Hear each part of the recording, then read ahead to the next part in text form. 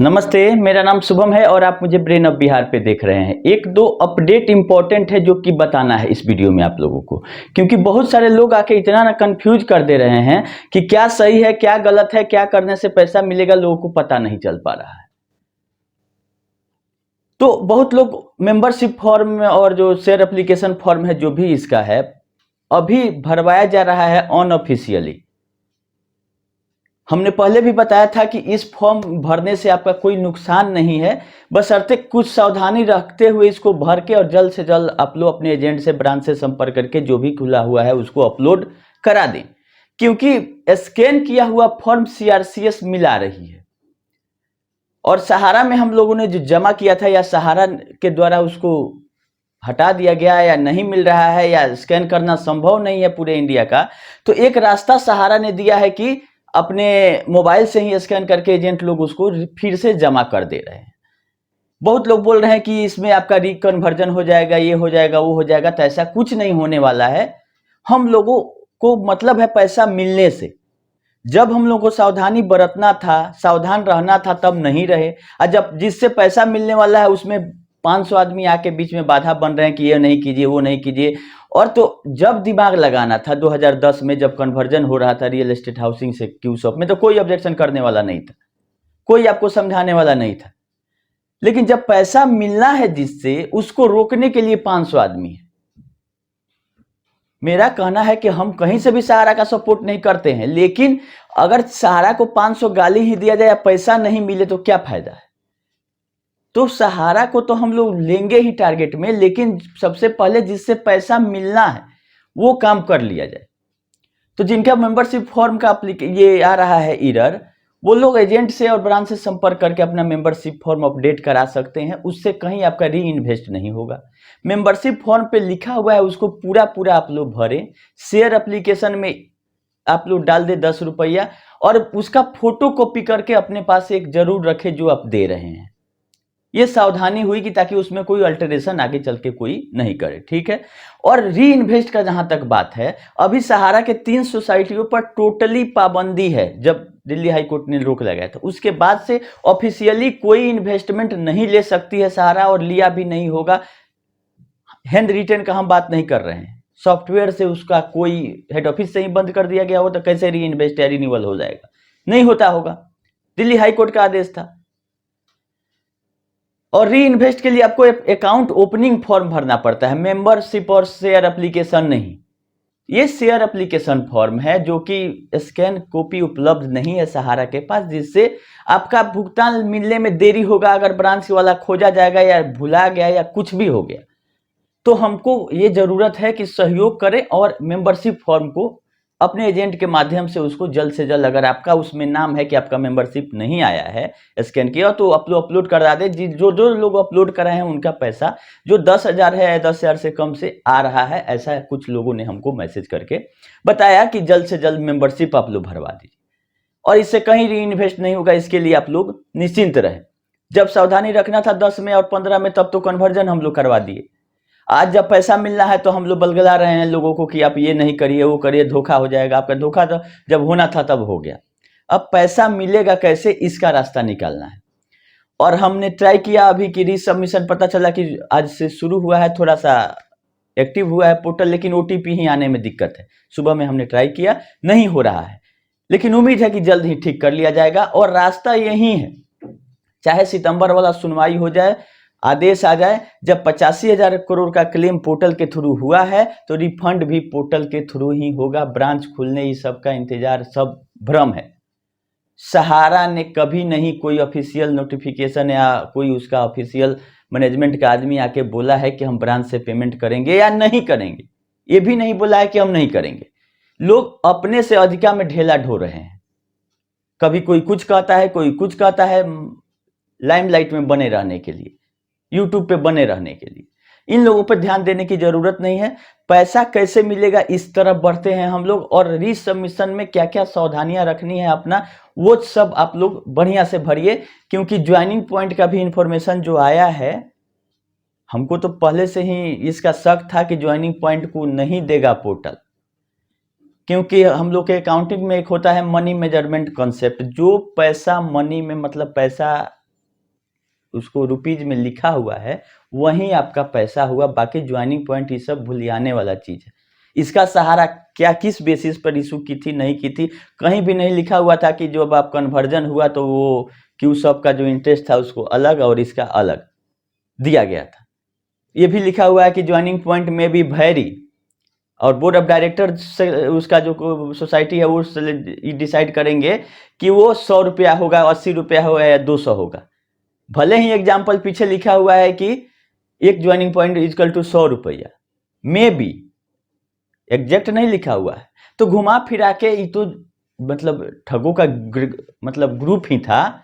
तो जिस तरह से आपका पेपर में आप कमजोर हो जाएं वही काम किया है पिछले 10 साल से सहारा ने।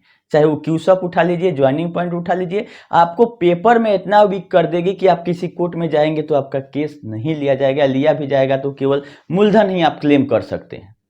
और शुरू से इसका यही चालाकी रहा है कि ब्याज नहीं देना पड़े, चाहे जब पेमेंट हो रहा होगा तभी, क्योंकि इसका ब्याज का जो रेट था वो काफी हाई था, बैंक से काफी ज्यादा था। उसके बाद कमीशन देना था और इसका सहारा को डूबने का कारण एक नंबर में रेट ऑफ इंटरेस्ट जो कि ज्यादा था मार्केट से, और दूसरा कमीशन कि एक ही पैसा पर कन्वर्जन जब भी होता है कमीशन बनता है, चाहे 1% बने, 2% बने या 5% बने, और रेट ऑफ इंटरेस्ट 12% के आसपास हमेशा, जबकि सरकारी बैंक या कहीं भी 10% से ऊपर कहीं नहीं मिलता है। और इसका अपना चाल ढाल जो है उसके चलते ये लीगल पचड़े में पड़ती रही है, जिसके चलते इसका बिजनेस प्रभावित हुआ है। और मेन डूबने का कारण नहीं था, क्योंकि रियल एस्टेट और हाउसिंग का जब 24,000 करोड़ का आदेश आया तो रातों रात जो कन्वर्जन हुआ क्यूसॉप में वो 15% इंटरेस्ट के साथ हुआ था। 12% पे तो ये पैसा मार्केट से उठाई ही थी, 3% पेनाल्टी लगाया सेबी ने, और 15% के साथ ये पैसा क्यूसॉप में आया। तो 24,000 करोड़ का लमसम ब्याज 12,000 करोड़ हो गया था 3 साल का। तो इस तरह से 36,000 करोड़ के लाइबिलिटी से शुरू होती है क्यूसॉप, 24,000 प्रिंसिपल प्लस उसका इंटरेस्ट। तो आप लोग सोचिए जी कि 24,000 करोड़ उठाने में सहारा का 5,000 करोड़ के आसपास खर्चा होगा कमीशन और एक्सपेंसेस में, और 3 साल वो पैसा उठाया गया था 10 साल के लिए, लेकिन 3 साल पे इसका सेबी ने ऑब्जेक्शन किया, उसको वापस करना पड़ा। तो पैसा तो वापसी नहीं हुआ, कन्वर्जन ही हुआ, लेकिन टोटली पे 15% ब्याज दी थी। और उस समय ये इस तरह का ज्वाइनिंग पॉइंट का झमेला नहीं था, क्लियरली 15% इंटरेस्ट के साथ वो कन्वर्जन हुआ। तो इस तरह से क्यूसॉप की लाइबिलिटी ही 36,000 करोड़ हो गई, या आया रुपया एक भी नहीं। कन्वर्जन हुआ था तो मार्केट से तो पैसा नहीं आया था, इंटरनल एडजस्टमेंट है सब, भले वो स्वीकारे नहीं स्वीकारे, कोर्ट में क्या होगा नहीं होगा, जो फैक्ट है वो यही है। और क्यूसॉप से जब सोसाइटी में गया वहां भी कमीशन दिया गया, फिर इतना दिन का ब्याज भी गया, तब जाके रास्ता निकाला इसका जो ठग गैंग है कि ब्याज को ऐसा नहीं करते हैं कि जोड़ते हैं काफी, तो लायबिलिटी 5 लाख करोड़ हो जाएगा इस हिसाब से। और इसका मूर्खदान के जो लोग हैं वो ऑब्जेक्शन करने वाले नहीं थे, तो ब्याज को अलग करते हुए उल्टा पलटा समझा के कि ये ज्वाइनिंग है, ये है और ऐसा किया जाएगा, और मूलधन को एक जगह और ब्याज को अलग कर दिया गया, जिसका कोई प्रमाण नहीं है कि ये पैसा है आपका, ये ज्वाइनिंग बोनस है। जैसे हम लोग कहीं किसी भी फ्लिपकार्ट पे परचेज करते हैं तो बोनस पॉइंट कुछ कुछ ऐड होते रहता है, जिसका आप सामान मार्केट में खरीदते हैं। तो पेपर में तो वीक करके सबको फंसा ही दिया है। तो हमारा सजेशन ये है कि हम लोगों ने प्रेशर बनाने के लिए बताया था कि ज्वाइनिंग पॉइंट को भी आप लोग ऐड कीजिए, लेकिन कंसीडर नहीं किया जा रहा। एक आदमी 5500 का डिपॉजिट किया था सहारियन में, उसका 5500 ही आया। तो ऐसा तो नहीं है कि हम अगर मेरा जमा है 10,000, हम अप्लाई करें 5,000 के लिए तो 5,000 दे देगी। अगर आपका ज्यादा जमा है, आप कम क्लेम कर रहे हैं, तो भी आपका डिफिशियंसी आएगा। चूंकि जिसका सहारियन का 5500 रुपया जमा था 55 से ही आया, ज्वाइनिंग पॉइंट को नहीं कंसीडर किया था, वो आदमी अप्लाई ही नहीं किया था डाल के, तो इसका मतलब कि ज्वाइनिंग पॉइंट को पोर्टल नहीं कंसीडर कर रहा है। तो अगर आप ज्वाइनिंग पॉइंट जोड़ के करते हैं तो बताया जा सकता है कि आपका ये मैच नहीं कर रहा है जमा अमाउंट। अब इसका क्या सहारा करती है, ये तो सहारा बताएगी, जो कि अभी तक साइलेंट है, हर एक मामले में साइलेंट है। ये सब हम लोग अपना जो ऑनलाइन रिसर्च करके ही बता रहे हैं, कहीं से सहारा ने किसी को गाइडलाइन नहीं दिया है, ना सीआरसीएस ने।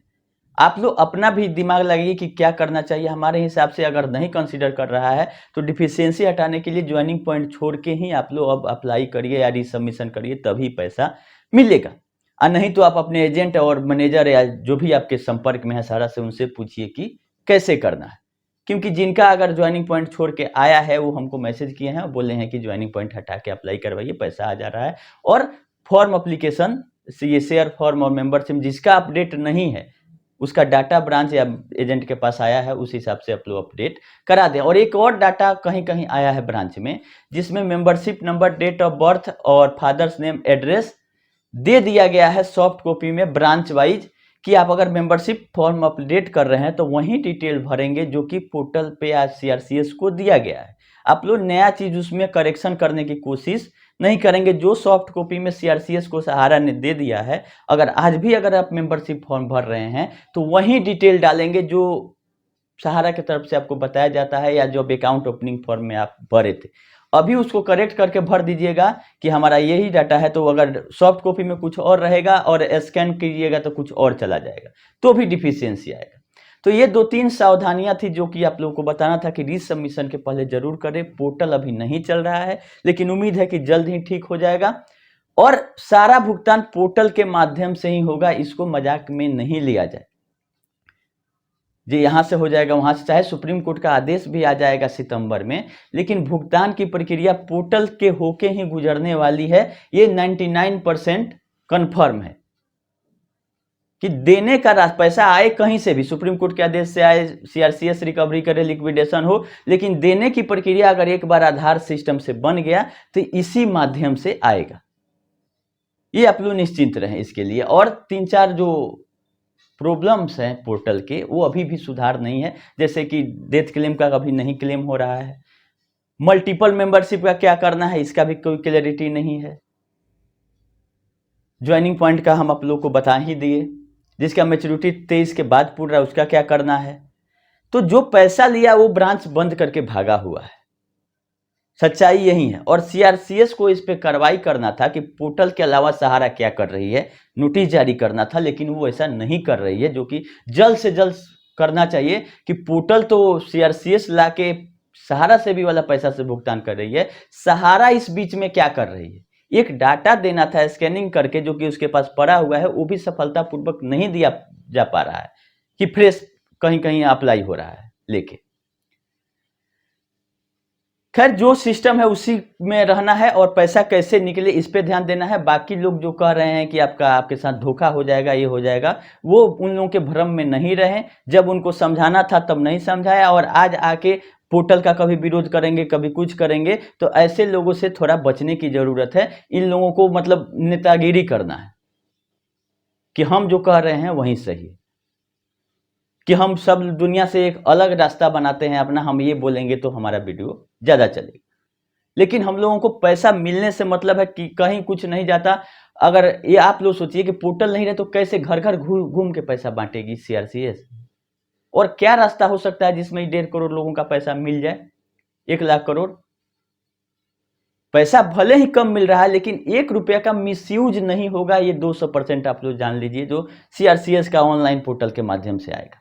भले ही 6 महीना साल भर लग रहा है, हम लोग दोषी ठहरा रहे हैं, लेकिन मिसयूज नहीं होगा। हाँ, एक्सपेंसेस का जहां तक बात है तो एक्सपेंसेस अभी इनिशियल फेज में बहुत ज्यादा किया गया है, लेकिन अगर 85,000 करोड़ इसी पोर्टल के माध्यम से अगर वापस हो जाता है तो 500-1,000 करोड़ अगर इसको भुगतान देने में खर्चा लगता है सीआरसीएस को, तो ये कुछ नहीं है। क्योंकि अगर ब्रांच के माध्यम से भी पेमेंट हो गया था, इससे 5 गुना सहारा पैसा खर्चा करेगी। रेंट, बिजली बिल और स्टाफ का खर्चा आप लोग जोड़ लीजिएगा, जितना इंडिया भर का ब्रांच है, वो तो फ्री में काम कोई करेगा नहीं इसके लिए, तो उसका खर्चा और पोर्टल का खर्चा जोड़िएगा तो उसके 10% में भी भुगतान हो जाएगा। और सहारा भी करेगी तो कहां से करेगी, आप ही के पैसा से करेगी। उसके पास तो ऐसा नहीं है कि प्रॉफिट में है कंपनी, आपके प्रॉफिट में से ला के देगी, सब कंपनी माइनस में चल रही है। तो सही सही अपडेट रहेगा वो हम आप लोग को समय समय पर करते रहेंगे। अभी के लिए इतना ही, अब लोग इंतजार करिए पोर्टल को स्मूथली चलने तक, और पेपर अपना तैयार रखें। आईटीआर का जहां तक सवाल है वो भी अभी नहीं शुरू हुआ है। आईटीआर अगर पिछला है तो ठीक है, नहीं है तो करंट फाइलिंग हो रहा है 23-24 फाइनेंशियल ईयर का, आप लोग करवा लें। और अगर कुछ हो सकता है तो इनकम अपना बढ़ा के ही दिखाएंगे। आप अपने सीए चाहे जो भी हैं आपके फाइल करते हैं, उसको करेंट ईयर का कम से कम फाइल करवा के आप लोग एजेंट लोग रख लें। इनकम है तो ठीक है, नहीं है तो कुछ सजेशन उनसे ले कि ऐसा ऐसा पास्ट में मेरे साथ हुआ है, वो जरूर कुछ ना कुछ रास्ता बनाएंगे और करेंट ईयर का फाइल करा ले। जुलाई तक ड्यू डेट है, बिना फाइन का फाइल होगा इनकम टैक्स रिटर्न। और जैसा इन्फॉर्मेशन रहेगा हम समय समय पर करते रहेंगे। अभी के लिए इतना ही, वीडियो को लंबा नहीं करते हैं। धन्यवाद।